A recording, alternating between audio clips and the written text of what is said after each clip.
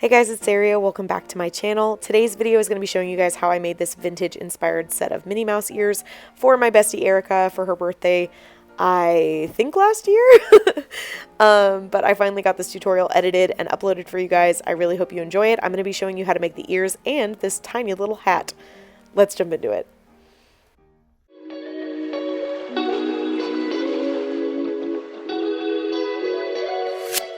So we're going to start by making the little hat on these ears, and I have this half styrofoam sphere. It's about 3 inches in diameter, and I'm going to be covering it with felt. So this did take some trial and effort on my part because honestly I was not sure how to do this. But I tried first to cake the ball in Mod Podge and just kind of smooth the Mod Podge around with my finger, and then I'm going to take the felt and kind of smooth it down on top of the ball. The tricky part about this is like the Mod Podge is not going to create an immediate hold, so if you let go of it, the fabric is just kind of pop right back up.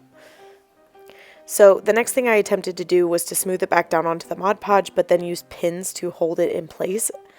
The pins were very crucial and helpful in this process because that is what allowed the glue to fully dry.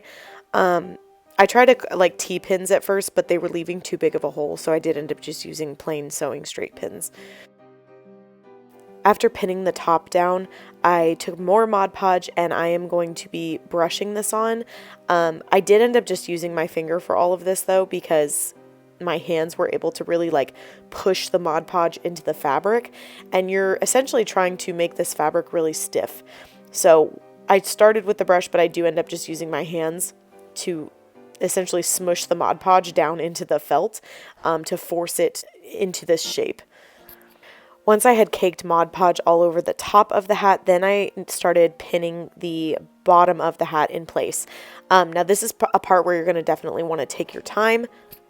So my goal with this was to make sure that the part of the hat that is going to be seen was really smooth and I didn't have any weird like puckering or folds.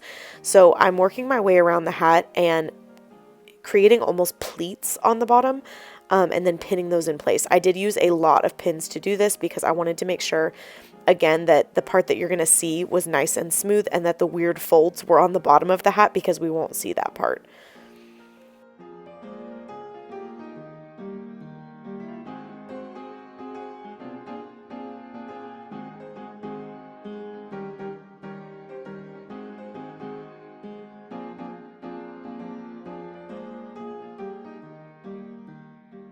So after using what felt like 112 pins, I've got this all pinned on the bottom, and now I'm going to continue with the Mod Podge on the top. I'm going to remove the pins that I have on the top because they're not really necessary at this point because I've got it so reinforced on the bottom. And like I said, I did use a brush initially, but I am just going to end up going in with my fingers and just really smoothing and smushing the Mod Podge down into the fabric. I am going to tell you the Mod Podge is going to discolor your red just a teeny bit. It's not really anything super noticeable, but it will create a little bit of a lighter shade of red once it's dry.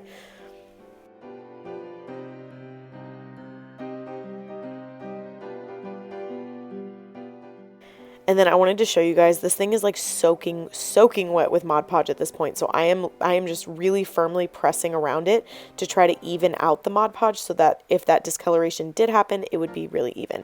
So this is it the next day once it had fully dried, and I'm going to remove all the pins on the bottom and show you guys what to do next. So I'm going to go ahead and remove all these pins. As you can see, I've got a really nice adherence, and it's like perfectly formed onto this little styrofoam half ball. So obviously we have too much excess fabric on the bottom here, so I'm going to be cutting off that excess. And then something that I did not do that I really wish I had is I wish that instead of just gluing this fabric down, that I had snipped the fabric into like little tails and glued down one tail at a time, because that would have looked so much better and been so much easier on my hands. But I'm silly and I didn't do that, so I'm just gluing it down all together. But again, I would take your scissors and I would just snip slits into the fabric. That way you can glue them down one slit at a time, and it will look much smoother and it'll be much easier on your hands because styrofoam does take a really long time to let the hot glue dry. Also make sure you're not using like the highest setting of hot glue because it will melt the styrofoam.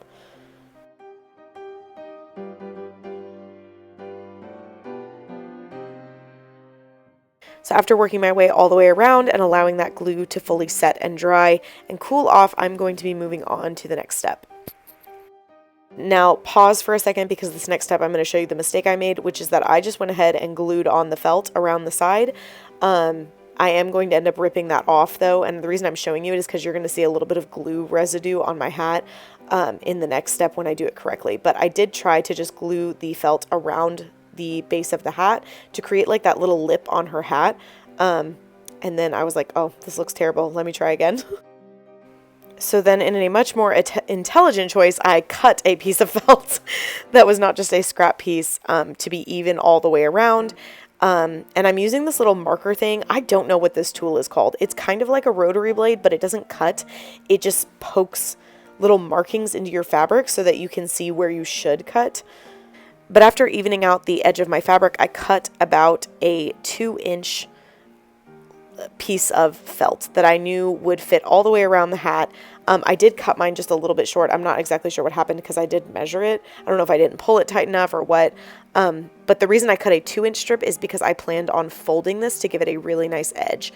So here you see my 2-inch strip, and then I'm going to fold this over on top of itself, turning it into a 1-inch strip, but it gives it a nice thickness, which I thought made it look a little bit more like Minnie's little vintage hat. And I also liked that I wasn't then using a raw edge on the felt. It gave it a nice folded edge.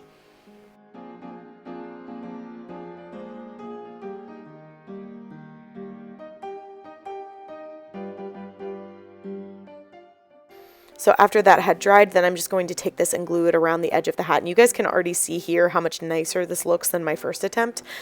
So going to that same spot that I had the glue residue from the first try, I am going to just do a thin line of hot glue and then just tap down this piece of felt into the hot glue. And you do want to make sure that you've got this really even around the hat. So if you're lining up on the base bottom portion of the hat, just make sure you keep lining up there. This piece is a little bit too long, so I'm going to snip off the excess and then glue down my end. And simple. This looks so good though. I was very proud of this little baby mini hat. But as you can see, you can kind of see the discoloration between the red with the Mod Podge and the red without the Mod Podge. It didn't personally bother me, and from like not being super close to it, you can't really tell. So the next part of this hat is covering up the bottom. I just wanted to make sure that this had a really nice finished look to it. So I used that little pressing rotary blade that I have and just traced around the hat, and then I'm just cutting out kind of a wonky circle to cover up the bottom. I wasn't worried about the felt being perfect. I just wanted to make sure that the underneath of the hat was covered because it is so ugly when you see it.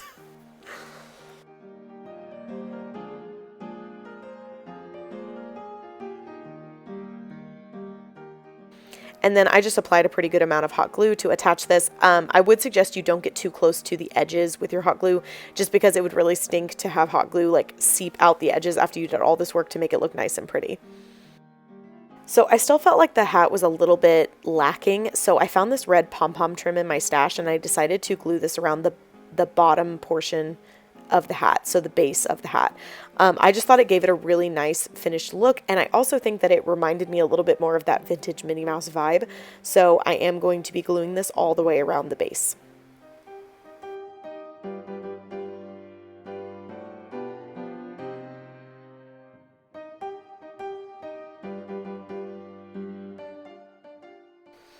Once I had that trim all applied, I'm going to move on to the next step. I did want to give you guys a close-up just so you can see what it really looks like right now. The front of it is pretty, but the back I did have a little bit of glue mess, and I was so sad about it.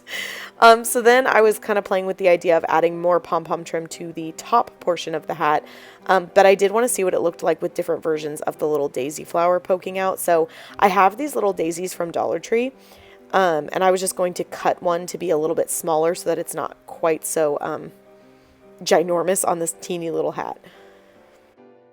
I did want to show you guys, I actually found real fake daisies. The original flower I was using I thought was a daisy, but I realized it wasn't. So I found this actual replica daisy, and I'm going to be using this one on the hat instead. I am going to wait to actually hot glue this in place though, because I don't want to glue the daisy in, and then once I add it on the headband, it's not in the right placement, so I'm going to hold off on that for now.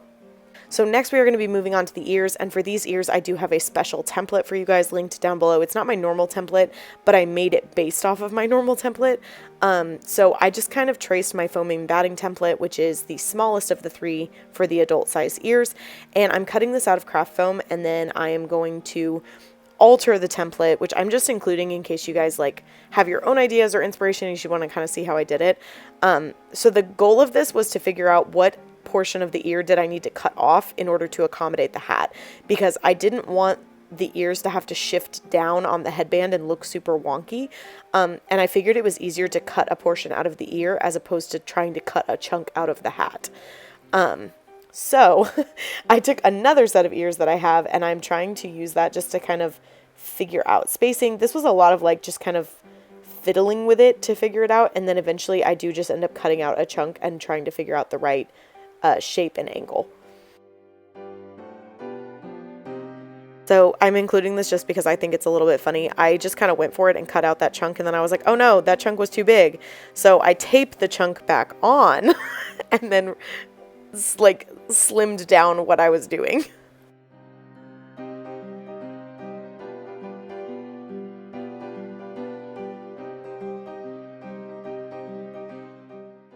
And then after getting the measurement exactly where I wanted it, then I retraced my template to create a more clear template by doing this little dotted line, and showing me like this is the size of a normal ear, and then this is the portion that's going to be cut out.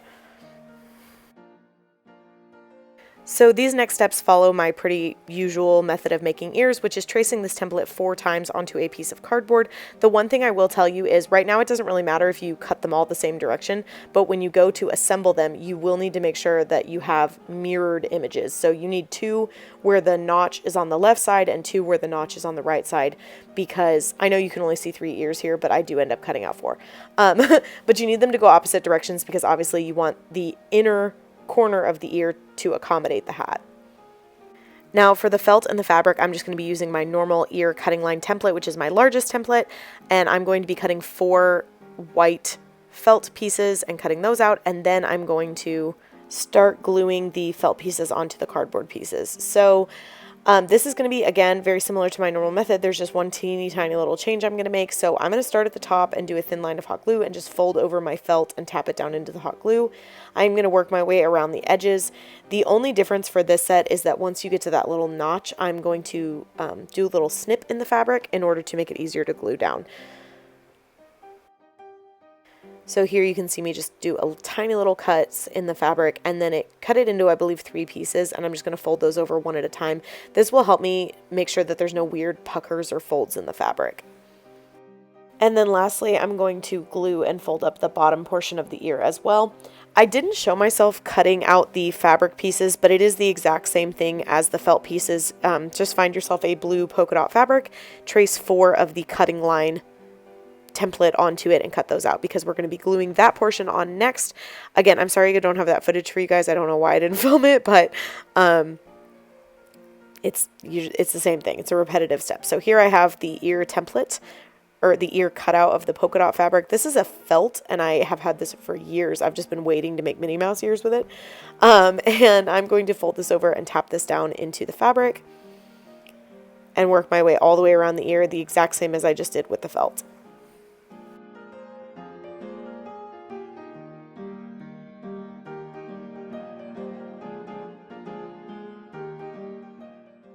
Once I got to the bottom portion of the ear, I did make sure to also snip the center of this one as well, because again, I was just trying to avoid any weird puckering or folding because I wanted to make sure that these looked really nice. So next, I'm just checking this with the hat, and it did line up perfectly. I was so happy about it. And then I moved on to making more, and this is when I realized you absolutely have to think about the orientation of the cardboard, because I had only made 2 at this point, but they go the same direction, so they can't attach to each other. And it's okay, because I still need both of them, but I need to make sure that the next one that I make lines up like opposite of the first one. So just make sure that you're double checking that when you are starting the fabric portion and gluing it down, because you want to make sure that you have 2 going each direction. So next we're going to attach a front to a back, and we're just going to do that with hot glue and firmly press it down and let the glue dry. I was trying to decide between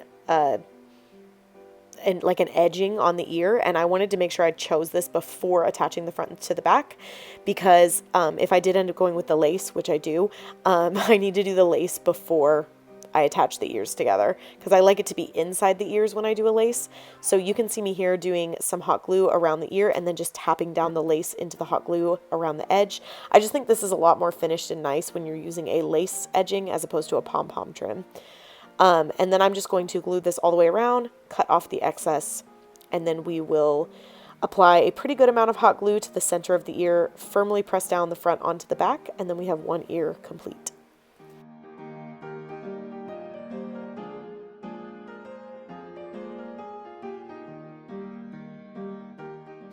And then once the ear had totally cooled off and I know the glue is dry, I'm just checking it with my hat once again. So now I am going to go ahead and glue that daisy inside. I think at this point I had kind of checked it, and I liked the idea of it going into the fold of the hat. So I've got that little edge on the back of the hat, and I liked the idea of the daisy sticking into it because I think it just made sense.